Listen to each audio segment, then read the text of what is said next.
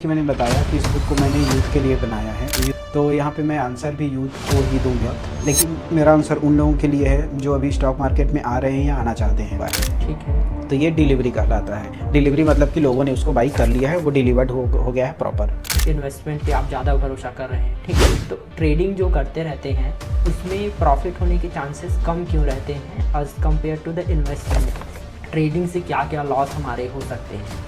Generally जो youth का पहला प्रॉब्लम है वो है लालच। जी कोविड का जो टाइम था या फिर 2008 की मंदी जो थी, जी। तो यहाँ पे क्या होता है कि आपको मौका मिलता है स्टॉक मार्केट में आने का। ये सब सेक्टर को सेलेक्ट करना आना चाहिए, या इसका लोगों को प्रॉपर, जैसे जो यूथ है उनको सीखना चाहिए कि आने वाले समय में कौन सा सेक्टर ग्रो करेगा और हम लोग किस कंपनी का चुनाव करें, और कंपनी उसी को ले कि यहाँ पे उस कंपनी का बिजनेस अच्छा हो, कंपनी के मैनेजमेंट्स अच्छे हों, कंपनी का डेट ठीक ठाक होना चाहिए, ज़्यादा नहीं होना चाहिए। कि यूएस स्टॉक ज़्यादा अच्छा है इंडिया के स्टॉक से। गवर्नमेंट जॉब में वर्क कर रहे हैं, ठीक है। उनकी सैलरी अराउंड 60-70,000 के आसपास मंथली हो रही है, ठीक है। तो कितना पोर्शन हम लोग स्टॉक मार्केट पे इन्वेस्टमेंट में डाल सकते हैं, कितना हमको सेविंग करना चाहिए? ऑलमोस्ट आप परसेंट में 100% में कुछ बता सकते हैं कि कितना अमाउंट हमको स्टॉक मार्केट में डालना ठीक रहता है? सकते हैं, या आपको स्टॉक SIP कीजिए या फिर आप म्यूचुअल फंड में SIP कीजिए। म्यूचुअल फंड में जनरली मैं स्मॉल कैप को सजेस्ट करता हूँ, क्योंकि स्मॉल कैप का नॉलेज हमें उतना नहीं होगा जितना म्यूचुअल फंड कंपनीज़ को होगा। आज के एपिसोड में हम लोग एक ऐसे ऑथर या फिर पर्सन के बारे में डिस्कस करना चाहते हैं। उनके साथ हमने एक पॉडकास्ट शूट किया है। इस पॉडकास्ट में हम ऑथर के जर्नी के बारे में जानेंगे, कैसे उन्होंने स्टॉक इनसाइट बुक को लिखा है। उसके साथ साथ में हम उनकी बुक के बारे में कुछ चर्चा करेंगे। इस बुक के ऑथर विकास सिंह ठाकुर जी हैं, जिन्होंने ऑलमोस्ट 180-200 पेजेस की बुक लिखी है। इस बुक में उन्होंने बुक के बारे में बहुत अच्छे से एक्सप्लेन किया है, स्टॉक इनसाइट के फंडामेंटल्स, स्टॉक मार्केट के फंडामेंटल्स के बारे में पूरा एक्सप्लेन किया है। जैसा कि आप जानते हैं कि USA में almost 55% of the people know about the stock market, but when we compare in India, so यहाँ का रेशियो बहुत कम है। लेकिन एज अ करंट जनरेशन में most of the people stock market के बारे में जानना चाहते हैं, लेकिन उन्हें यह पता नहीं चलता कि कहाँ से स्टार्ट करें, कैसी जर्नी स्टार्ट करें। उसके साथ साथ में कई लोग इंट्राडे इस टाइप की ट्रेडिंग में भी ज़्यादा फोकस कर रहे हैं, जिसमें उनको बहुत सारे लॉसेस का सामना करना पड़ रहा है। तो विकास जी ने हमको एक बहुत अच्छी तरह से एक्सप्लेन किया है कि कैसे इन्वेस्टिंग अच्छी है, या फिर क्या फ़ायदे या नुकसान हैं इन्वेस्टिंग के। उसके साथ साथ में ट्रेडिंग के भी उन्होंने नुकसान के बारे में थोड़ा बताया है। तो आइए हम लोग आज स्वागत करते हैं विकास जी का। विकास जी, सबसे पहले तो आपका स्वागत है द राइज इनसाइट के पॉडकास्ट में। धन्यवाद मुझे इनवाइट करने के लिए। राइज इनसाइट के सभी दर्शकों का भी मैं धन्यवाद करता हूँ। तो सबसे पहले आप बताइए कि आपकी राइटिंग जर्नी कैसे स्टार्ट हुई, आपने इस बुक को कैसे लिखा? मैं जनरली कहूँ तो स्टॉक मार्केट से मैं काफ़ी समय से जुड़ा हुआ हूँ, और जैसे कि कोविड का टाइम आपने देखा, बाकी जैसे इन्वेस्टर्स जो उस समय फंस रहे थे, तो उस टाइम मैं स्टॉक मार्केट में काफ़ी एक्टिव था, या कहें कि बहुत पहले से एक्टिव था मैं। तो उस टाइम मुझे ये लगा कि रीडर्स के लिए मुझे एक बुक लिखना चाहिए, क्योंकि काफ़ी लोग यूट्यूब पे सर्च कर रहे हैं और अलग अलग जगह सर्च कर रहे हैं, और उनको प्रॉपर एक रास्ता नहीं मिल रहा था। यहाँ पे काफ़ी सारे वेबसाइट्स हैं जिसमें लोग जाके देख सकते हैं, लेकिन लोगों को बेसिक पता नहीं होता है कि सीखना कैसे है और कहाँ पे जाके हमें क्या पता करना है, सारे रेशियोज़ क्या होते हैं।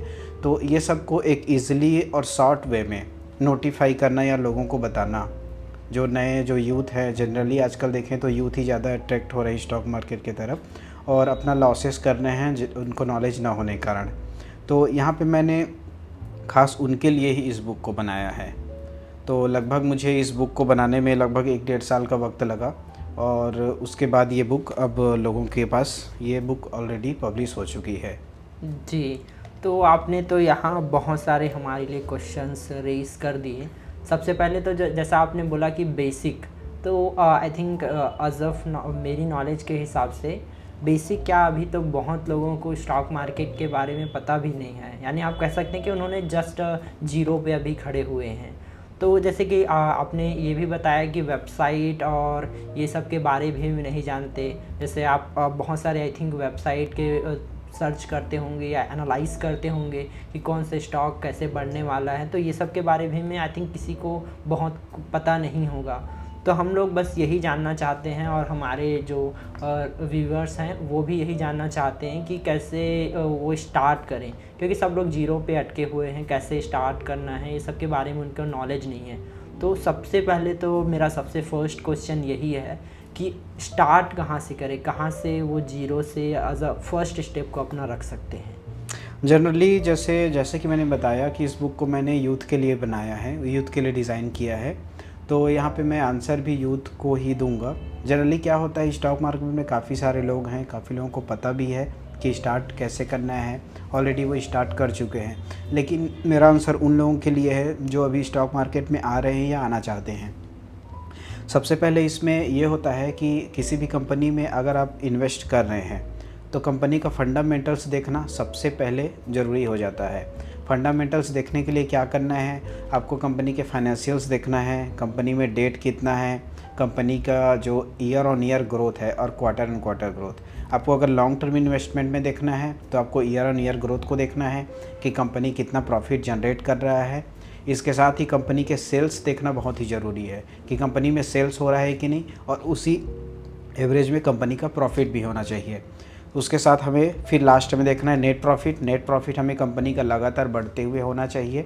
और यहाँ पे जो कंपनी का डेट है, अगर कंपनी में डेट है तो वहाँ पे हमें ये देखना है कि सेल्स और प्रॉफिट कितना है। अगर कंपनी का डेट भी बढ़ रहा है और प्रॉफिट भी बढ़ रहा है तो वहाँ पे उतना ज़्यादा हमें कोई भी चिंता करने की ज़रूरत नहीं है। लेकिन अगर कंपनी का प्रॉफिट लगातार गिर रहा है ईयर ऑन ईयर बेसिस पे और डेट भी बढ़ रहा है तो यहाँ पे प्रॉब्लम करने वाली बात हो सकती है। अगर यहाँ पे ऐसा सिचुएशन है तो हमें ये देखना है कि शेयर होल्डिंग पैटर्न क्या है। अगर प्रमोटर अपना होल्डिंग बेच रहे हैं तो यहाँ पे हमें ये समझना चाहिए कि सेल्स गिर रहा है, प्रॉफिट कम हो रहा है और डेट बढ़ रहा है, प्रमोटर अपना स्टेक छोड़ रहे हैं, मतलब कि यहाँ पे रिस्क है। अगर डेट बढ़ रहा है और प्रमोटर भी अपना इंक्रीज़ कर रहे हैं तो यहाँ पे समझ सकते हैं कि आने वाले समय में कंपनी हमें अच्छा बेनिफिट दे सकती है। ठीक है। तो यहाँ पर तो आपने बहुत सारे टेक्निकल वर्ड्स बोल दिए जो आई थिंक मुझे भी और बहुत सारे हमारे व्यूअर्स हैं उनको भी समझ नहीं आया होगा। तो सबसे पहले क्वेश्चन यही है कि जैसे आपने बताया डेप्थ बता दिया, उसके साथ साथ में ईयर एंड ईयर ग्रोथ के बारे में आपने कुछ बताया, ठीक है। तो ये सब को हमको देखना कहाँ से, जैसे कोई कोई कंपनी लिस्ट हो रही है या फिर कोई कंपनी बहुत पुरानी है, लेकिन हमको कहाँ से पता चलेगा कि इसका डेट इतना है, इसका ग्रोथ इतना है और किस तरह से डेट और प्रॉफिट दोनों बढ़ेंगे तो वो सही हैं, या फिर कैसे डेट और प्रॉफिट दोनों एक साथ वर्क करते हैं, तो इसके बारे में बताइए। सबसे पहले तो यही बताइए कि ये सब को हम लोग कहाँ से देखें, कहाँ से हम लोग इसको देख पाते हैं। जनरली क्या होता है, अभी बहुत सारे वेबसाइट्स हैं, मैं वेबसाइट के बारे में बताऊंगा। 4-5 वेबसाइट्स ऐसे हैं जो ईजिली आपको अंडरस्टैंडिंग हो जाएगा। सबसे पहले मैं बात करता हूँ अपने बुक की। यहाँ पे सारे वेबसाइट्स को मैंने रिसर्च किया है, स्टॉक मार्केट के बारे में मैंने काफ़ी पढ़ा, काफ़ी आर्टिकल्स पढ़े और उसके बाद मैंने इस बुक को डिज़ाइन किया है। यहाँ पे जो NSE BSE का जो साइट होता है वहाँ पे मैंने काफ़ी इन्फॉर्मेशंस निकाले कि हमें क्या क्या चेक करना चाहिए, क्या क्या हमें देखना चाहिए। तो यहाँ पे इस बुक को मैंने ऐसे ही डिज़ाइन किया है। यहाँ पे आपको सारे रेशियोज़ ईज़िली वे में मिलेंगे, पॉइंट टू पॉइंट। अगर आपको फंडामेंटल डिटेल्स देखना है तो आपको 1 पॉइंट से लास्ट पॉइंट में जाने के लिए आपको बेसिक से मैंने स्टार्ट किया है और एक एक पॉइंट को आप पढ़ते जाएंगे, आपको वो समझ आते जाएगा। इसमें ऐसा नहीं है कि एक पॉइंट यहाँ पे दिया हुआ है तो आपको दूसरा पॉइंट समझने के लिए आपको दूसरे चैप्टर में जाना पड़ेगा। मैंने बेसिक से स्टार्ट किया है, पॉइंट टू पॉइंट लोग पढ़ते जाएंगे और वो उसको समझते जाएंगे कि कैसे फंडामेंटल एनालाइज करना है। और सभी को मैंने बहुत ही शॉर्ट में और सभी का कैलकुलेशन भी इसमें मैंने दिया है। तो जैसे मैं बात करूं कि सबसे पहले मैं थोड़ा सा ओपन करके इसको पढ़ना चाहूँगा। यहाँ पे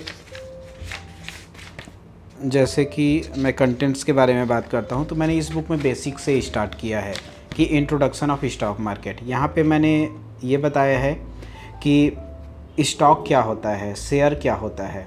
तो जनरली पुराने लोगों को पता होगा, नए लोगों को पता नहीं होता है कि किसी भी कंपनी का एक हिस्सा होता है, आप उसको ख़रीदते हैं और आप उस हिस्से के आप ओनर बन जाते हैं। अगर कंपनी प्रॉफिट करेगी तो वो उनका बढ़ेगा, हाँ वो बढ़ेगा, प्राइस उसका बढ़ेगा डिमांड के अकॉर्डिंग और वहाँ पे उसको प्रॉफिट होगा। इसके साथ ही मैंने टाइप्स ऑफ शेयर दिए हैं, आउटस्टैंडिंग शेयर्स, या फिर कहें कि जैसे आईपीओ जब आता है तो प्राइमरी मार्केट और जो आईपीओ वाला मार्केट होता है जी। तो यहाँ पे उसको भी मैंने अच्छे से डिफ़ाइन किया है। यहाँ पे आप देखेंगे कि मेजर स्टॉक एक्सचेंजेस कौन कौन से हैं, यहाँ पे मैंने काफ़ी बेसिक दिया है स्टार्टिंग में। उसके बाद से मैंने इन्वेस्टर, ट्रेडर, ब्रोकर ये सारे यहाँ पे नॉलेज दिया है। सेबी क्या होता है, रेगुलेटर जो सेबी जो रेगुलेट करती है, डिपॉजिटरीज क्या होता है, जैसे कोई भी हम लोग शेयर खरीदते हैं तो हमें लगता है कि वो हमारे डीमैट अकाउंट में आ गया, लेकिन एक्चुअल में जो डिपॉजिट, जैसे बैंक्स होता है, हम लोग पैसे रखते हैं बैंक्स में जी। और लोगों को क्या होता लगता है कि वो पैसा हमारे अकाउंट में है, लेकिन वो पैसा एक्चुअल में अकाउंट में नहीं होता, वो बैंक में होता है, डिजिटल फॉर्म में होता है। और वो डिपॉजिट से यहीं पे ये डिपॉजिटरीज में भी यही कंडीशन लगता है कि कोई भी हम लोग शेयर खरीदते हैं या कोई भी डीमैट अकाउंट खोलते हैं तो हमारा अकाउंट 2 डिपॉजिटरीज में खुलता है, या फिर NSDL में खुलेगा या CDSL में। जी। NSDL क्या है कि नेशनल सिक्योरिटीज़ डिपॉजिटरी लिमिटेड, ये सबसे पुराना है, एंड CDSL नया है। यहाँ पे जनरली मैं एक दो वैसे रेफरेंस देना चाहूँगा कि मेरा जो डीमैट अकाउंट है वो NSDL CDSL दोनों में है। यहाँ पे काफ़ी लोग हैं, ये 2 ही डिपॉजिटरीज होते हैं जहाँ पे इनका अकाउंट ओपन होता है। उसके बाद मैंने यहाँ पे ये डिफ़ाइन किया है कि ट्रेडिंग और इन्वेस्टिंग दोनों में क्या अंतर है, दोनों क्या क्या हैं और दोनों के बेनिफिट्स और लॉसेस क्या हैं। इन्वेस्टमेंट में हमें क्या क्या देखना चाहिए, ट्रेडिंग में क्या क्या देखना चाहिए। ट्रेडिंग को यहाँ पे मैंने बेसिक बस यहाँ पे डाला है क्योंकि मैं ट्रेडिंग को ज़्यादा प्रमोट नहीं करता हूँ और मैं लॉन्ग टर्म इन्वेस्टमेंट और वैल्यू इन्वेस्टिंग में ज़्यादा मुझे भरोसा है। और ट्रेडिंग में मैं यूथ को, क्योंकि जो लोग हाई नॉलेज वाले हैं या फिर जो बड़े इन्वेस्टर्स हैं, ट्रेडिंग उनके लिए है जो जिनके पास प्रॉपर नॉलेज है। लेकिन यूथ आजकल एडवर्टाइजमेंट देख के ट्रेडिंग की तरफ जा रहे हैं, तो ख़ास ये बुक मैंने उन्हीं की तरफ के लिए लिखा है कि आप ट्रेडिंग की तरफ ना जाके इन्वेस्टिंग सीखिए और स्टॉक मार्केट में पैसा कमाइए। ठीक है, तो अभी तो और बहुत सारे क्वेश्चंस मेरे दिमाग में आ गए जो मैं पूछना चाहता हूँ। तो सबसे पहले कि जो आप वेबसाइट यूज़ करते हैं, जो आपने बोला कि 5 वेबसाइट्स आपने यहाँ पे मेंशन किए हैं, तो वो वेबसाइट कौन कौन से हैं और क्या ये फ्री हैं या पेड हैं, कैसे हैं ये वेबसाइट? यहाँ पे जनरली आपको अकाउंट खोलना होता है और जनरली वेबसाइट्स कुछ फ्री भी होते हैं, कुछ यहाँ पे जैसे एक मैं वेबसाइट का नाम बताऊंगा। जनरली तो NSC BSC का जो साइट है गवर्नमेंट का, यहाँ पे ये फ्री मिलेगा, आपको काफ़ी सारे जानकारी यहाँ पे मिल जाएगी। लेकिन सभी जानकारी को देखने के लिए आपको सीखना होगा कि जैसे आप किसी भी स्टॉक को ओपन करेंगे तो वहाँ पे आप देखेंगे वॉल्यूम्स क्या होता है, लोग समझ नहीं पाते हैं जो नए लोग हैं।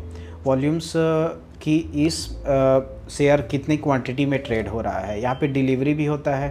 ठीक है, मान लीजिए कि इतना वॉल्यूम ट्रेड हुआ, 6 लाख वॉल्यूम ट्रेड हुआ, यहाँ पे 30% डिलीवरी। 30% डिलीवरी का मतलब ये हुआ कि 100% में 30% आज बाइंग हुआ है। ठीक है, तो ये डिलीवरी कहलाता है। डिलीवरी मतलब कि लोगों ने उसको बाई कर लिया है, वो डिलीवर्ड हो गया है प्रॉपर। ठीक है, हाँ। तो अब देखिए यहाँ पे सबसे पहले कुछ क्वेश्चंस हैं कि आपने जो सबसे पहले बोला कि इन्वेस्टमेंट पे आप ज़्यादा भरोसा कर रहे हैं, ठीक है। तो I think most of the जो कई स्टॉक पे वर्क करते हैं, कई लोग आपने देखा होगा कि यूट्यूब पे लाइव आते हैं, ठीक है। तो ट्रेडिंग जो करते रहते हैं उसमें प्रॉफिट होने के चांसेस कम क्यों रहते हैं as compared to the investment? और जो अभी के यूथ हैं, most of the youth I think ज़्यादातर ट्रेडिंग की तरफ ही जा रहे हैं, ठीक है। तो आप बताइए, आप हमारे यूथ को एक बार बता सकते हैं कि इन्वेस्टमेंट कैसे प्रॉफिट देगा आपको और ट्रेडिंग से क्या क्या लॉस हमारे हो सकते हैं? जनरली जो यूथ का पहला प्रॉब्लम है वो है लालच जी, और एक है सोशल मीडिया जी। यहाँ पे क्या होता है कि कोई भी शेयर अगर बढ़ रहा है तो उसके बारे में सभी लोग बात करेंगे कि इस शेयर का प्राइस बढ़ रहा है। तो वहाँ पे यूथ को ये हो जाता है कि चलो शेयर का प्राइस बढ़ रहा है, हम लोग भी लगाते हैं, और जस्ट काइंड ऑफ फोमो। हाँ, वहाँ पे वो लोग बाई करेंगे। लेकिन ये न्यूज़ उनके तक तब पहुँचता है जब बड़े इन्वेस्टर्स, या फिर कहें कि मैं किसी का नाम नहीं लेना चाहता, यहाँ पे ये रहता है कि वो न्यूज़ फैलाई जाती है मार्केट जी, में जी, कि आप इसके बारे में बताइए कि इसका शेयर बढ़ रहा है। उसके बाद छोटे इन्वेस्टर्स उसमें आते हैं और बड़े इन्वेस्टर अपना स्टेक बेच के निकल जाते हैं, स्टॉक जी, प्राइस डाउन हो जाता है। जी, उसके बाद यूथ को ये लगता है कि नहीं, शेयर मार्केट जुआ है, बेकार है, वहाँ पे आप पैसा डालेंगे, पैसा आपका फंस जाता है। जी, ये एक मेंटालिटी बन जाता है। इस तरह से यूथ आके उसमें फंस जाते हैं। तो जनरली मैं यूथ को ये कहना चाहूँगा कि कभी आप अगर आप शेयर मार्केट में आ रहे हैं तो आपको क्राइसिस के टाइम पे आना चाहिए। जी, जनरली क्राइसिस तो होना नहीं चाहिए, जैसा कि लेकिन देखें कि कोविड का जो टाइम जी, था जी, या फिर जी, 2008 की मंदी जो थी, जी, तो यहाँ पे क्या होता है कि आपको मौका मिलता है स्टॉक मार्केट में आने का। जी, और आप ऐसी कंपनीज़ को चुनिए जिनका डिमांड फ्यूचर में ज़्यादा है या फिर वर्तमान में ज़्यादा है, या फिर कंपनी का जो बिज़नेस है वो फ्यूचरिस्टिक है। जैसे कि अभी हम लोग कुछ समय पहले का ले लें तो यहाँ पे ज्वेलरी सेगमेंट में काफ़ी अच्छा रिटर्न मिला, जी, इंफ्रा में मिला, जी, आईटी में मिला, जी, इंश्योरेंस में मिला। तो काफ़ी सारे सेक्टर हैं। और इन फ्यूचर अगर आप देखें तो green energy, solar power, AI, या फिर कहें कि सेमीकंडक्टर, जी, ये सब जो ऑटो में भी अभी हो सकता है आने वाले समय में। ऑटो में अगर देखें तो ईवी सेक्टर का, तो ये सब जो है, ये सब सेक्टर को सेलेक्ट करना आना चाहिए, या इसका लोगों को प्रॉपर, जैसे जो यूथ हैं उनको सीखना चाहिए कि आने वाले समय में कौन सा सेक्टर ग्रो करेगा और हम लोग किस कंपनी का चुनाव करें, और कंपनी उसी को ले कि यहाँ पे उस कंपनी का बिज़नेस अच्छा हो, कंपनी के मैनेजमेंट्स अच्छे हों, कंपनी का डेट ठीक ठाक होना चाहिए, ज़्यादा नहीं होना चाहिए। इस तरह से उसका सिलेक्शन करना चाहिए। और कभी भी कोई भी यूथ या फिर कोई भी लोग कहें कि जो इस शेयर मार्केट में आना चाहते हैं, तो अगर वो जहाँ पे मार्केट का सिचुएशन बहुत ही डाउन है, मार्केट बाज़ार कहें कि एकदम गिर गया है, यहाँ पे सब सेल कर रहे हैं, अगर उस टाइम पे अगर एंट्री करेंगे, उस टाइम पे अगर बाई करेंगे किसी भी शेयर को, तो डेफिनेटली आने वाले समय में उसको प्रॉफिट ज़रूर होगा। जी, जी, जी। हाँ। तो देखिए विकास जी की एक बहुत अच्छी बात तो सबसे पहले ये है कि वो उनका एक यूट्यूब चैनल भी है। आपके यूट्यूब चैनल का नाम हमको एक बार बताएँगे क्या सर? हाँ, मैंने ये ख़ास ये नए लोगों के लिए ही स्टार्ट किया था, और जनरली मैं काफ़ी बिज़ी रहता हूँ, मेरे पर्सनल जो काम्स हैं तो उसके लिए मैं, तो यहाँ पे मैं ज़्यादा वक्त नहीं दे पाता हूँ। जनरली मैंने यूथ के लिए ही बनाया था, उसके बाद मैंने ये बुक को भी किया था। तो मेरा जो चैनल का नाम है स्टॉक इनसाइट इंडिया। तो जी। यहाँ पे मैं फंडामेंटल्स लोगों को बताने की कोशिश करता हूँ, या फिर अगर कोई न्यूज़ आता है तो वो, लेकिन मैं डेफिनेटली इस चैनल को आगे बढ़ाऊँगा, और ठीक है। जो जिससे यूथ को बहुत ही हेल्प मिल सके। जी। आई थिंक आपको ये सब बढ़ाना चाहिए क्योंकि जैसा आपने बता रहे हैं आप अपने पूरा प्रोसेस के बारे में, बहुत सारे प्रोसेस अभी भी अनफिल्टर्ड हैं, ठीक है? तो अगर फंडामेंटल सभी को पता चल रहे हैं तो ये बहुत अच्छा रहेगा हमारी जो न्यू जनरेशन हो गया या हमारे जैसे जो जनरेशन है उनके लिए, क्योंकि हम लोग बहुत जल्दी पैनिक हो जाते हैं एज अ फोम में सोशल मीडिया के कारण। ज़्यादा हम लोग कोई भी स्टॉक को बाई करने के लिए या ट्रेडिंग करने के लिए चले जाते हैं, ठीक है? तो इंडिया के स्टॉक मार्केट के बारे में तो हमने काफ़ी अच्छा जान लिया।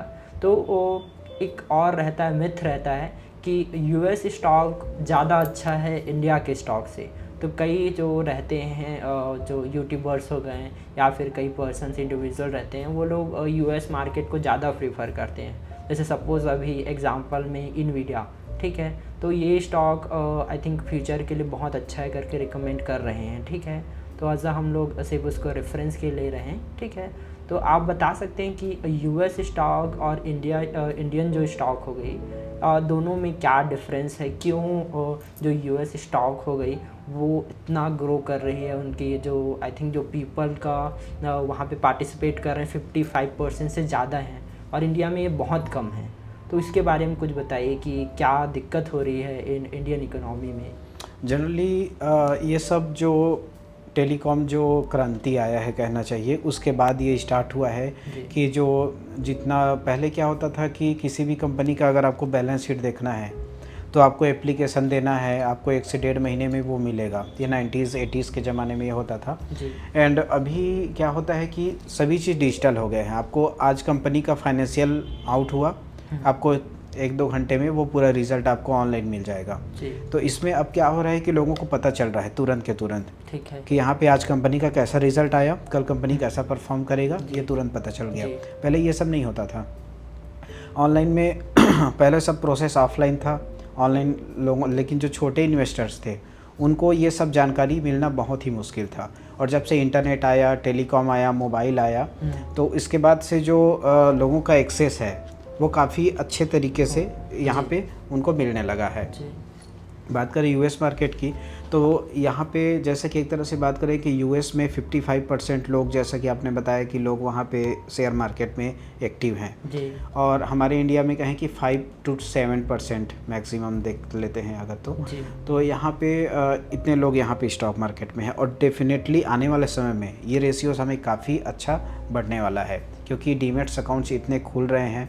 जनरली आजकल क्या हो रहा है, यूथ जो हैं वो ट्रेडिंग के लिए डीमैट अकाउंट खुलवा रहे हैं। वो ऐड देखेंगे, उनको डीमैट अकाउंट खोलने का ऐड आएगा, वो लोग डीमैट अकाउंट खोलेंगे, 2 महीने 4 महीने ट्रेडिंग करेंगे, लॉस करेंगे, प्रॉफिट करेंगे, फिर लॉस करेंगे, उसके बाद मार्केट से चले जाते हैं, क्योंकि वहाँ पे वो खुद का पैसा वहाँ पे पूरा गंवा देते हैं। और एक कहें कि एक उनको मोटिवेशन डाउन हो जाता है स्टॉक मार्केट में। तो जनरली यूथ को मैं कहना चाहूँगा कि आपको ट्रेडिंग से बचना चाहिए, क्योंकि लगभग जैसे मेरा एक्सपीरियंस कहें तो मैं लगभग 8-9 सालों से भी स्टॉक मार्केट में हूँ और यहाँ पे मैंने ट्रेडिंग भी किया है।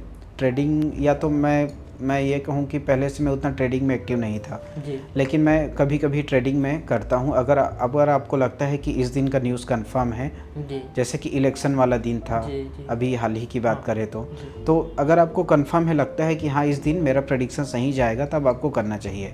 लेकिन अगर आपको किसी के टिप के भरोसे में या फिर कहें कि कोई न्यूज़ के भरोसे पे ये नहीं करना चाहिए। आपको इन्वेस्टिंग में ज़्यादा ध्यान देना चाहिए। जनरली जो यूथ है उनका जो न्यू एज है, जैसे 22-25 की बात करें या 30 तक अगर ले जाएं हम लोग, तो यूथ को जनरली इन्वेस्टिंग में ध्यान देना चाहिए, वैल्यू कंपनीज़ में ध्यान देना चाहिए जो फ्यूचर में ग्रोथ करने वाली है। और जैसा कि आपने बताया यूएस मार्केट और इंडियन मार्केट का डिफरेंस, तो यूएस में जैसा कि मैंने बताया कि काफ़ी ज़्यादा लोग वहाँ पे एक्टिव हैं, स्टॉक मार्केट में कंट्रीब्यूट करते हैं। और इंडिया में यहाँ पे जनसंख्या बढ़ रहा है, जैसा कि हम लोग देख रहे हैं टॉप 1 में इंडिया पहुँच गई है, तो यहाँ पे भी डेफिनेटली बढ़ेगा, लेकिन अभी थोड़ा उसमें टाइम है लगा था। लेकिन स्पीड हमें यहाँ पे मिल रहा है, डीमैट्स अकाउंट खुल रहे हैं और लोग यहाँ पे स्टॉक मार्केट में एंटर कर रहे हैं। और जिसके लिए आज हम लोग भी बैठे हैं कि लोगों को बताएं कि आपको स्टॉक मार्केट में कैसे आना है, क्यों आना है और आपको किस चीज़ से बचना है।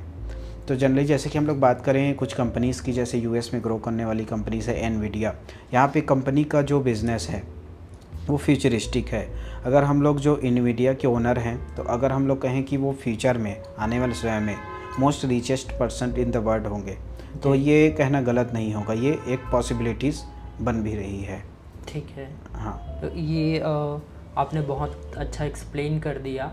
उसके साथ साथ में कुछ जैसे कि आपने रिसेशंस के बारे में बात किया, ठीक है, तो कोविड का बात हुआ, 2008 का आपने बात किया, ठीक है। तो जैसे कि फॉर एग्ज़ाम्पल अभी फ्यूचर में कुछ ऐसे चांसेस हैं कि रिसेशन, आई थिंक लाइक अभी हम लोग इंस्टाग्राम पे चेक कर रहे थे, तो हम लोग जैसा रील स्क्रॉल करते समय ये दिख रहा था कि अप्रैल के मंथ में रिसेशन या फिर स्टॉक मार्केट गिरने वाला है। तो stock I think social media यहाँ पे बहुत ज़्यादा इन्फ्लुएंस करती है स्टॉक मार्केट को, ठीक है। अभी नहीं कर रही होगी तो करंटली आई थिंक फ्यूचर में वो बहुत अच्छा इफेक्ट कर सकती है, ठीक है। तो इसके बारे में बताइए कि क्या सोशल मीडिया के पर ट्रस्ट करना चाहिए?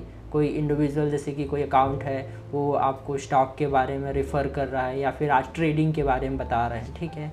तो ये सब जो स्कैम आजकल हो रहे हैं, हम लोग बोल सकते हैं टेलीग्राम पे बहुत स्कैम होते रहते हैं, ठीक है। वहाँ पे लोग अपना आईडी खोल के बैठ जाते हैं, वहाँ पे टिप्स देते रहते हैं। तो इसके बारे में कुछ बताइए कि क्या ये सब सही रहता है कि जस्ट ये पूरा स्कैम ही है जैसा हम लोग सोच रहे हैं? नहीं, जनरली क्या होता है कि लोग अभी स्टॉक मार्केट में आ रहे हैं और रिसेशन वाली जो बात है, तो जनरली एक तरह का भ्रम फैलाया जाता है जी। ये मार्केट अभी क्या है, बहुत ही स्ट्रॉन्ग पोजीशन में है। इंडियन जो रिटेल इन्वेस्टर्स हैं, जैसे कि अभी हम लोगों ने कुछ दिन पहले देखा कि फॉरेन इंस्टीट्यूशन सेल कर रहे थे, जो विदेशी इन्वेस्टर्स हैं वो अपना स्टेक सेल कर रहे थे, लेकिन उसी बीच में जो डोमेस्टिक इंस्टीट्यूशंस हैं, हमारे जो इंडियन जो इंस्टीट्यूशन है, वो लोग बाई कर रहे हैं। साथ में रिटेल इन्वेस्टर जो सिंगल हम जैसे जो इन्वेस्टर्स होते हैं वो लोग भी बाई कर रहे हैं। तो यहाँ पे मार्केट बहुत ही स्ट्रॉन्ग है, इंडियन इकोनॉमी की बात करें, जी। अगर अगर बात करें ग्लोबल कंडीशन की, जैसे कि वार चल रहा है या फिर कोई बड़ा सा कोई क्राइसिस आ गया, जी। तो वहाँ पे पैनिक होता है, सेलिंग सभी का होता है वहाँ पे, जैसे कोविड का टाइम था। लेकिन अगर बात करें कि उसके बाद, जैसे कि कोविड का टाइम लगभग 19-20 हम लोग देखें, 19-20-21 में रिकवर होना स्टार्ट हो गया। जी। तो यहाँ पे ऐसा भी होगा कि रिसेशन ज़्यादा लंबे समय तक नहीं चलेगा। जी। यहाँ पे साल भर रहेगा, 1.5 साल रहेगा। अगर उस बीच में अगर कोई बाई करेगा तो उसको डेफिनेटली बहुत ही ज़्यादा प्रॉफिट होगा। यहाँ पे रिसेशन की बात करें तो रिसेशन का मुझे नहीं लगता कि उतना प्रभाव पड़ेगा, फ्यूचर, क्योंकि इकोनॉमी जो है बहुत ही स्ट्रांग हो चुकी है। इंडियन इकोनॉमी की बात करें या फिर यूएस की बात करें तो वहाँ पे भी रिसेशन का मुझे नहीं लगता अभी कोई ऐसा माहौल बन रहा है। ठीक है, तो ये हो गया। अब जो अभी आजकल जो इंटरनेशनल कुछ कहीं कहीं पे वॉर भी हो रहा है, ठीक है, तो क्या ये जो इज़राइल हो गया यहाँ पे हो रहा है, तो ये सब क्या कभी इफ़ेक्ट कर सकता है इंडियन स्टॉक मार्केट को या यूएस के स्टॉक मार्केट को? नहीं, यहाँ पे जनरली हम लोग देखें तो ये जो वार चलते लगभग 2 साल से ऊपर हो गया होगा आई थिंक। तो यहाँ पे स्टार्टिंग में ये सब हुआ था। स्टार्टिंग में पॉसिबिलिटीज़ ये बन रही थी कि काफ़ी सारे जो नेटो कंट्रीज़ हैं या फिर कहीं कि वो आके इसमें लड़ाई में शामिल हो सकते हैं, कि अमेरिका आ सकता है, रसिया डायरेक्ट वहाँ पे एक दूसरे से लड़ सकते हैं। लेकिन यहाँ पे ऐसा नहीं हुआ। यहाँ पे रसिया यूक्रेन का अलग चल रहा है, इज़राइल फ़िलिस्तीन की बात करें उनका अलग चल रहा है। लेकिन यहाँ पे काफ़ी जो कंट्रीज़ हैं, जैसे कि चाइना की बात करें, यूएस की बात करें, नॉर्थ कोरिया की बात करें, वो लोग यहाँ पे एक्टिव नहीं हैं। हाँ, ये है कि वो लोग हेल्प कर दे रहे हैं, लेकिन डायरेक्ट अगर बात करें तो वो लोग नहीं आ रहे हैं। और यहाँ पे अगर 2 साल यहाँ पे चलते हो गया है यहाँ पे वार की बात करें तो, और यहाँ पे हमें मार्केट का देखें तो लगभग 19,000 से हमें आज मार्केट 24,000 में देखने को मिल रहा है। लगभग 25,000 यहाँ पे हमें आने वाले समय में दिख सकता है। तो डेफिनेटली मैं कहूँगा कि ये सब का प्रभाव अभी नहीं पड़ेगा। अगर कोई इससे भी बड़ा क्राइसिस अगर आता है या फिर कहें कि कोई वर्ल्ड वार का सिचुएशन बनता है, जो कि नहीं बनेगा, तो इस कंडीशन में ऐसा कुछ हो सकता है। लेकिन अभी इसका कोई भी इफ़ेक्ट इंडियन मार्केट पे कहें या फिर यूरोपियन मार्केट में भी आप देखेंगे तो उतना खास कोई इफ़ेक्ट नहीं पड़ रहा है। ठीक है। देखिए, और सबसे जो एक तरह से इम्पॉर्टेंट क्वेश्चन बोल सकते हैं, आप ट्रेडिंग की बात करें या फिर इन्वेस्टमेंट की बात करें, जैसे कुछ होता है लोग पैनिक होते हैं, सब तरफ ये हो जाता है कि सेल सेल सेल या फिर बाय बाय बाय करके, ठीक है, यानी मीन्स यही होता है कि जब गिर रहा है तब सब सेल करने स्टार्ट कर देते हैं और जब ऊपर जा रहा है सब बाई करना स्टार्ट कर देते हैं, ठीक है। तो ऐसा करना सही रहता है, यानी ऊपर जा रहा है तो बाई कर लीजिए, नीचे आया सेल करना है जल्दी जल्दी? हाँ, तो जनरली क्या होता है कि अगर आपको प्रॉफिट कमाना है तो अपने आप को माइंड में कंट्रोल करना होगा जी।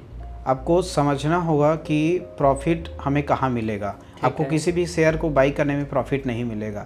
आपको उस प्रॉफिट आपको तब मिलेगा जब आप उस सही समय में बाई करेंगे। ठीक है। सबसे जो मेन होता है टाइमिंग, अगर आप उसको किस टाइम पे बाई कर रहे हैं। ठीक है। अगर शेयर बढ़ रहा है तो वहाँ पे शेयर खरीदने का नहीं बेचने का समय होता है। जी, ठीक है। अगर आप इन्वेस्टेड हैं, शेयर बढ़ रहा है, तो आप वहाँ पे थोड़ा सा देख लीजिए कि ऑल टाइम हाई अगर बन गया, अगर आप शॉर्ट टर्म के लिए देख रहे हैं तो आपको तुरंत सेल कर देना चाहिए। उसके बाद फिर अगर आप वहाँ पे आपको मौका मिले, बाद में 10%, 20%, 30% फिर से डाउन हो गया शेयर, वहाँ पे तुरंत आप फिर से बाई कर लीजिए। फिर आपको ऑल टाइम हाई लगाते हुए मिला, फिर आप सेल कर दीजिए। शॉर्ट टर्म वाले ये कर सकते हैं। लॉन्ग टर्म वालों के लिए क्या होता है, आप 10 साल का टाइमिंग लेके चल रहे हैं, आप कोई कंपनीज़ ले रहे हैं, कोई फ्यूचर की कंपनीज़ आप सेलेक्ट कर रहे हैं, आईटी ले लीजिए, पावर ले लीजिए, ग्रीन एनर्जी, सोलर, जो भी आपको लेना है, सेमीकंडक्टर, एथेनॉल से कंपनीज़ जो हैं, या फिर टेक्सटाइल्स का ले लीजिए। तो कोई भी कंपनी आप सेलेक्ट कर रहे हैं तो आप उस कंपनीज़ में सेलेक्ट कर लीजिए, और सेलेक्ट करने के बाद आप उसको समय दीजिए। और आपको ख़रीदना तब है जब वहाँ पे इस मार्केट का सिचुएशन बहुत ही डाउन हो, या फिर अगर अब ऐसा सिचुएशन नहीं है तो आपको उस शेयर का पी चेक करना है कि स्टॉक कितना महंगा है। और अगर आपको पी 30, 20 या फिर कहें कि अगर कोई कंपनीज महंगा है तो वहाँ पे कंपनी का बिज़नेस भी देखना चाहिए। अक्सर क्या होता है कि जो बड़ी कंपनीज होती है या फिर कहें जो ज़्यादा प्रॉफिट जनरेट करके देता है, उस कंपनी का पी हमेशा हाई देखने को ही मिलता क्या है। हुआ इसका मतलब क्या हुआ जो पी आप बता रहे हैं? पी क्या होता है, प्राइस टू अर्निंग रेशियो। ठीक है। कि आपको उस कंपनी में 1 रुपये कमाने के लिए कितना देना पड़ रहा है। अच्छा, मान लीजिए कि 5 का पी है तो आपको 1 रुपये कमाने के लिए उस कंपनी में आपको 5 रुपये देना पड़ रहा है। ठीक है। 20 का पी है तो 1 रुपये कमाने के लिए 20 रुपये देना पड़ रहा है। ये बताता है। अच्छा, तो पी हमेशा 20-25 तक ठीक रहता है। आपको इंडस्ट्री पी देखना है कि टोटल सेक्टर का पी कितना है और स्टॉक का पी कितना है। स्टॉक का पी अगर हाई में है तो आपको ये देखना है कि कंपनी का बिजनेस कैसा जा रहा है, फ्यूचर में क्या चांसेस हैं, तो आपको उस कंपनी में बाई कर सकते हैं। फाइनेंशियल्स देखना है, कंपनी का ईयर ऑन ईयर प्रॉफिट और quarter on quarter, promoters, foreign institution और डोमेस्टिक इंस्टीट्यूशन, ये तीनों का होल्डिंग देखना है। होल्डिंग लगातार कम हो रहा है कि बढ़ रहा है, total share holding pattern strong है कि नहीं। तो ये सब देख के आप उस टाइम अगर बाई करेंगे और आने वाले 4 से 5 साल 10 साल जितना आपका टारगेट होगा उस टाइम आप रुक सकते हैं। जनरली यूथ में क्या होता है, पेशेंस की कमी होती है। अगर यूथ में पेशेंस की कमी है, आपको अपने आप को समझाना होगा कि आपके में पेशेंस नहीं है। तो आप किसी भी शेयर को तब बाई कीजिए जब मार्केट डाउन हो और उस शेयर का प्राइस बहुत ही नीचे में मिल रहा हो। आप उसको तुरंत बाई कर लीजिए और कुछ समय आप होल्ड कीजिए, आपको डेफिनेटली उसमें प्रॉफिट मिलेगा। ठीक है, तो ये हो गया। उसके बाद जैसे कि फॉर एग्ज़ाम्पल इन 20s, जैसे कि 20s में अगर एज ए स्टूडेंट हो गए या फिर कोई कॉर्पोरेट जॉब में वर्क कर रहे हैं या फिर कोई गवर्नमेंट जॉब में वर्क कर रहे हैं, ठीक है, उनकी सैलरी अराउंड 60-70,000 के आसपास मंथली हो रही है, ठीक है, तो कितना पोर्शन हम लोग स्टॉक मार्केट पे इन्वेस्टमेंट में डाल सकते हैं, कितना हमको सेविंग करना चाहिए? ऑलमोस्ट आप परसेंट में 100% में कुछ बता सकते हैं कि कितना अमाउंट हमको स्टॉक मार्केट में डालना ठीक रहता है, रिस्क फ्री रहता है? जनरली स्टॉक मार्केट में लोगों को मतलब कई लोग बोलते हैं, जनरली देखें तो पुराने लोग भी यही बोलते हैं कि स्टॉक मार्केट में अगर आप पैसा डाल रहे हैं तो आपको ये समझ के डालना चाहिए कि वो पैसा डूब गया है जी। लेकिन मैं ऐसा नहीं सोचता। अगर आप अच्छी कंपनीज़ में डाल रहे हैं तो डेफिनेटली आपको उसका फ़ायदा मिलेगा। लेकिन अगर आपकी सैलरी लगभग 50,000 60,000 के आसपास है, मिडिल क्लास फैमिली है, तो यहाँ पे ये कर सकते हैं कि आप अपने सेविंग का कुछ परसेंट आप SIP कर सकते हैं, या आपको स्टॉक SIP कीजिए या फिर आप म्यूचुअल फंड में SIP कीजिए। म्यूचुअल फंड में जनरली मैं स्मॉल कैप को सजेस्ट करता हूँ, क्योंकि स्मॉल कैप का नॉलेज हमें उतना नहीं होगा जितना म्यूचुअल फंड कंपनीज़ को होगा। जितने MCs हैं वो लोग क्या करते हैं, प्रॉपर रिसर्च करके फिर इन्वेस्ट करेंगे। यहाँ पे हमारे लिए प्रॉफिट ये भी है कि वहाँ पे आपको स्मॉल कैप में रिटर्न ज़्यादा मिलेगा। आपको लार्ज कैप अगर आप इन्वेस्ट कर रहे हैं तो आपको स्मॉल कैप में ज़्यादा रिटर्न मिलेगा लार्ज कैप के अगर आप कंपैरिजन में देखें। तो अगर आप म्यूचुअल फंड में जा रहे हैं तो आपको स्मॉल कैप और मिड कैप में जाना चाहिए। अगर आप या फिर कहें कि US मार्केट में भी आप डाल सकते हैं। काफ़ी ऐसे म्यूचुअल फंड्स कंपनीज़ हैं जो US मार्केट से भी रिलेटेड है, वहाँ पे आप SIP कर सकते हैं। लेकिन जनरली यहाँ पे जैसे हम लोग बात करें सेविंग की, तो अपने जो 50,000 60,000 की आपकी सैलरी है, आपको लगभग 30,000 महीने का बच रहा है, तो आप लगभग 15,000 के आसपास आप, या फिर कहें कि चलिए आप 10,000 मान लीजिए, तो 10,000 आपको डालना है। 10,000 आपको कहाँ डालना है, आपको म्यूचुअल फंड में डालना है। लगभग आप 40% म्यूचुअल फंड में डाल दीजिए और बाकी का बचा 60% को आपको 20% आपको डालना है लार्ज कैप में, ठीक है, 30% आपको डालना है मिड कैप में, और 10% आपको डालना है स्मॉल कैप में। स्मॉल कैप में आप खुद से भी डालेंगे, क्योंकि स्मॉल कैप में क्या होता है कि रिस्क और रिवार्ड दोनों यहाँ पे ज़्यादा होता है। तो आप स्मॉल कैप में ऐसे कंपनीज़ का चुनाव कीजिए जो आने वाले समय में अच्छा चल सकता है। जैसे अभी हम लोग कुछ समय पहले देखे हैं, काफ़ी सारे ऐसे कंपनीज़ थी। लोटस चॉकलेट की बात करें, काफ़ी शेयर बढ़ते हुए दिखा। मिड कैप की कंपनीज़ में देखें तो कल्याण ज्वेलर्स, जैसे ये रिकमेंडेशन नहीं है या फिर मैं एक रेफरेंस के लिए बता रहा हूँ कि यहाँ पे काफ़ी अच्छा हमें कंपनीज़ का जो है रिटर्न देखने को मिला स्टॉक में। तो आपको कंपनी का चुनाव करना चाहिए। कंपनी का चुनाव कीजिए, अपने जो आपके सेविंग है उसको आप पहले तो आप अपने लिए FD जो भी कराते हैं वो कराइए। आपको गोल्ड परचेस करना है या अपने पर्सनल कैश रखना है, वो अलग चीज़ हो गया। लेकिन अगर आपको स्टॉक मार्केट में इन्वेस्ट करना है तो अपने जो सेविंग है उसमें से आपको जितना इन्वेस्ट करना है उतना निकालिए। मान लीजिए कि 30,000 आपका बच रहा है महीने का, 15,000 आप निकाल लीजिए। 15,000 में आपको उतना उतना अलग अलग पार्ट में डिवाइड करके आपको इन्वेस्ट कर देना है। लेकिन यहाँ पे अपना सभी पैसा एक जगह नहीं लगाना है। जैसे आप स्टॉक में भी अगर आप पैसा लगा रहे हैं, ठीक है, तो आपको सभी पैसा एक जगह नहीं लगाना है। जैसे आप लार्ज कैप में इन्वेस्ट कर रहे हैं, आप सोचेंगे कि मैं पूरा पैसा पूरा लार्ज कैप का जो मेरा अमाउंट है, जितना पैसा मुझे लार्ज कैप में लगाना है वो मैं एक ही कंपनी में लगा देता हूँ। तो ऐसा नहीं करना है। आपको 2-3 लार्ज कैप कंपनीज लेने हैं और तीनों में थोड़ा थोड़ा आपको लगाना है। स्मॉल कैप में भी वैसा ही करना है, 3-4 कंपनीज लेना है। इसमें बेनिफिट ये होगा कि कोई कंपनी अगर अंडर परफॉर्म कर रही है या फिर परफॉर्म नहीं कर रही है तो आपको दूसरा कंपनी कमा के देगा। यहाँ पे आपका एक चीज़ मैं कहूँगा कि मोटिवेशन डाउन नहीं होगा। ठीक है, यहाँ पे आपका डाइवर्स आप बोल रहे हैं कि पूरा डाइवर्सिफिकेशन आपको रखना ज़रूरी है। डाइवर्सिफिकेशन अगर रहेगा तो यहाँ पे आपके लॉसेस के चांसेस बहुत कम रहेंगे। जी, तो क्या म्यूचुअल फंड्स के बारे में इस बुक में लिखा है कि अभी आपने सिर्फ स्टॉक के फंडामेंटल यहाँ पे मैंने थोड़ा सा डाला है म्यूचुअल फंड के बारे में कि म्यूचुअल फंड क्या है, ठीक है, कैसे यहाँ पे उनका जो सिस्टम है वो चलता है। तो जनरली जैसे थोड़ा सा मैं बताऊँ म्यूचुअल फंड के बारे में, तो लोगों को सबसे पहले म्यूचुअल फंड में अगर इन्वेस्ट कर रहे हैं तो यहाँ पे उनको एक्सपेंस रेशियो देखना है। ठीक है, कुछ डायरेक्ट फंड होते हैं, कुछ रेगुलर प्लान्स होते हैं, तो आपको डायरेक्ट में जाना चाहिए, जनरली मैं सजेस्ट करूँगा। और म्यूचुअल फंड में अगर कर रहे हैं तो डेफिनेटली किसी भी कंपनीज़ का ले सकते हैं। सभी कंपनीज ठीक ठाक हैं, सभी अच्छा रिटर्न देते हैं। बस आपको चुनाव करना है मिड कैप, लार्ज कैप और स्मॉल कैप का। हाइब्रिड फंड्स भी होते हैं, गवर्नमेंट के फंड्स होते हैं। डेट फंड की बात करें तो जो बॉन्ड्स में या फिर कहें डिवेंचर में, ये सब उसमें लगता है।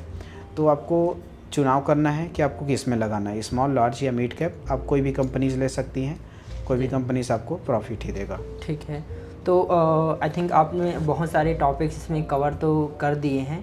क्या इसकी कोई न्यू एडिशन या फिर सेकेंड एडिशन या कुछ आप न्यू बुक्स का भी प्लान कर रहे हैं? हाँ, जनरली जैसे मैं बात करूँ, इस बुक को मैं हिंदी में लिखने वाला था। अच्छा, ठीक है। लेकिन यहाँ पे प्रॉब्लम ये हो रहा था कि अगर मैं इस बुक को हिंदी में लिखता हूँ तो काफ़ी लोग हैं जो कहें कि हाँ, रीज़न वाइज अगर देखें तो बहुत से ऐसे इंडिया में ही काफ़ी जगह हैं, नॉर्थ ईस्ट की बात करें या फिर साउथ की बात कर लें, तो यहाँ पे लोग इंग्लिश को ज़्यादा प्रीफर करते हैं जी।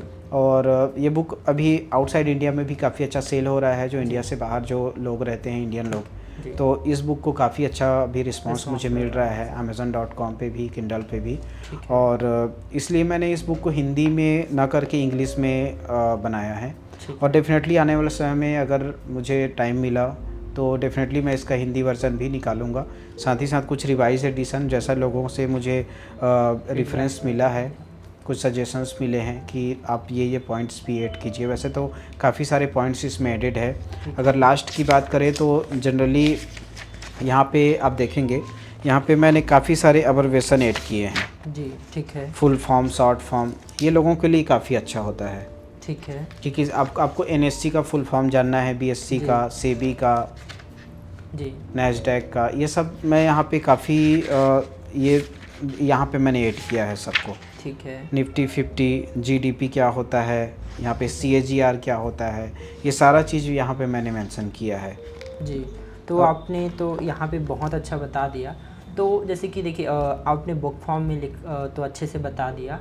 तो क्या हम लोग एक्सपेक्ट कर सकते हैं कि आपके यूट्यूब चैनल पर हम लोग कभी फ्यूचर में छोटे छोटे जो कोर्स हो गए या फिर जिसमें आप छोटा छोटा टॉपिक बताएं, तो क्या आप ऐसा कभी कोई कोर्स का प्लान कर रहे हैं जो हमारे अगर व्यूअर्स हैं फॉलो करें आपको, तो आप ऐसा कुछ कर रहे हैं क्या? प्लानिंग है आपका फ्यूचर? अभी तो फिर वैसा कुछ प्लानिंग नहीं है, लेकिन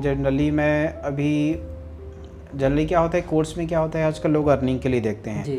आपको सामने वाले का प्रॉफिट नहीं देखना है, आपको कोर्स बेचना है, अपना प्रॉफिट कमाना है। लेकिन जैसा कि मैंने इस बुक को भी लिखा है, यहाँ पे भी मैं अर्निंग के पॉइंट ऑफ व्यू से इस बुक को नहीं लिखा हूँ। मैं यूट्यूब चैनल चलाता हूँ, वहाँ पे भी मैं कोई अर्निंग का नहीं है। यहाँ पे मैं मेरा ये लक्ष्य है, ये उद्देश्य है, कहना चाहिए कि मैं लोगों को अवेयर करना चाहता हूँ कि ज़्यादा से ज़्यादा लोग स्टॉक मार्केट में आए, ट्रेडिंग ना करें। अगर उनको अच्छा नॉलेज है तब वो ट्रेडिंग करें। अगर नए लोग हैं, नॉलेज की कमी है, तो आप इन्वेस्ट कीजिए, अच्छी कंपनीज़ में इन्वेस्ट कीजिए और इंडिया के जो इकोनॉमी है उसको ग्रो करने में अपना कंट्रीब्यूशन दीजिए। जी। तो ये पॉडकास्ट तो बहुत अच्छा आपके साथ हमने कर लिया। होपफुली जो हमारे व्यूअर्स जो सभी वीडियो को देख रहे हैं उनको बहुत कुछ सीखने को मिलेगा। और हम एक्सपेक्ट करेंगे कि आप हमारे साथ और पॉडकास्ट एपिसोड्स में शामिल हों, क्योंकि हमारे पास और बहुत सारे क्वेश्चंस हैं और जो हमारे व्यूअर्स हैं उनके पास भी बहुत सारे क्वेश्चंस हैं जो आपसे पूछना चाहते हैं, आप पे एक्सपीरियंस जो आपने अभी तक गेन किया है उसको जानना चाहते हैं। तो डेफिनेटली हम लोग प्लान करेंगे कि आपको फ्यूचर में और हम आपके साथ इंगेज होकर पॉडकास्ट शूट करें जी। तो विक्रांत जी, आपका मुझे इनवाइट करने के लिए बहुत बहुत धन्यवाद। और जैसा कि व्यूवर्स को भी मैं कहना चाहूँगा कि आप इस बुक को पढ़िए डेफिनेटली। ई बुक भी आपका ये अवेलेबल है किंडल पे। किंडल पे ये फ्री भी है, वहाँ पे फ्री में बाई कर सकते हैं बुक को। और अगर प्रिंट वर्जन चाहिए तो अमेज़न पे अवेलेबल है, बहुत ही कम प्राइस में, फ्री डिलीवरी में अवेलेबल है। तो इस बुक को डेफिनेटली पढ़िए और स्टॉक मार्केट में अपना कंट्रीब्यूशन दीजिए और इंडिया की इकोनॉमी को ग्रो कीजिए। यहाँ पे मैं लोगों को कहना चाहूँगा कि आप ट्रेडिंग से बचिए और इन्वेस्टिंग की तरफ ध्यान दीजिए। जी, बहुत अच्छा आपने बताया।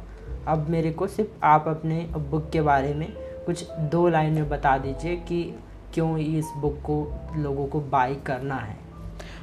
जनरली लोगों को इस बुक की इसलिए पढ़ना है कि वो अपना नॉलेज बढ़ाना चाह रहे हैं स्टॉक मार्केट में और भ्रम से बचना चाह रहे हैं। ठीक है। उनको जो न्यूज़ चैनल्स की बात करेंगे, मैं किसी का पर्सनल न्यूज़ चैनल का नाम नहीं लूँगा, लोगों को भ्रम से आजकल क्या होता है कि न्यूज़ चैनल वाले या फिर कहें कि वो लोग सिर्फ फंसा रहे हैं लोगों को। जी जी। यहाँ पे मैं बताऊँगा कि लोगों को सिर्फ बचे, स्टॉक मार्केट में अपना सही कंट्रीब्यूशन दे, ट्रेडिंग से बचे और अच्छी चीज़ें पढ़ें और अपना जो कहें कि अपना नॉलेज के साथ अपना ध्यान दे के उसमें इन्वेस्ट करें।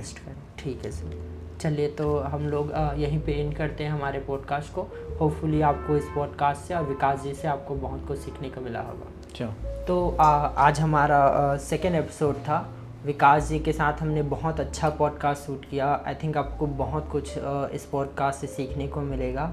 होपफुली अगर आपको ये वीडियोस पसंद आया, जो विकास जी के जेन्युइन कमेंट्स थे वो आपको पसंद आए, जो एक्सपीरियंस उन्होंने शेयर किया वो पसंद आया, तो हम लोग आपसे यही रिक्वेस्ट करेंगे कि हमारे यूट्यूब चैनल को आप फॉलो कीजिए। उसके साथ साथ में लाइक भी ज़रूर कर दीजिएगा। और एक आपसे और रिक्वेस्ट रहेगी, अगर आप इस बुक को बाई करना चाहते हैं तो आप इजीली अमेज़न पर सर्च कर सकते हैं स्टॉक्स इनसाइड या बुक बाय विकास सिंह करके आप सर्च करेंगे तो आपको ये बुक इजीली मिल जाएगी।